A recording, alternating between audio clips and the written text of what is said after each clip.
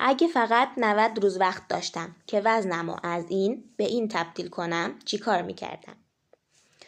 2 هفته اول فقط سالم سازی، نه محدودیت کالری. حله حوله رو بنداز دور، روش طبخ غذاتو درست کن، قبل از سیر شدن کامل بلند شو.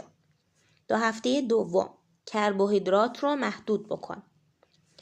به جای کربوهیدرات ساده، کربوهیدرات پیچیده رو جایگزین کن. 2 هفته سوم یواش یواش روغن غذاتو کم کن. اگه یهویی کم کنی سنگ صفرا میگیری. مثلا به جای روغن‌های سرخ کردنی روغن زیتون استفاده کن.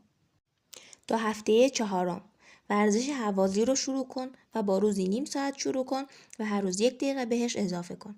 2 هفته پنجم ببین تا الان باید 10 تا 15 کیلو کم کرده باشی. نگاه کن ببین دوست داری فرم بدنت چه شکلی باشه. طبق همون ورزش قدرتی رو اضافه کن. 2 هفته آخر حالا برای تیر آخر ترکیب فستینگ و کتوژنیک رو انتخاب کن. همین به تنهایی میتونه 8 کیلو وزنت رو کم کنه.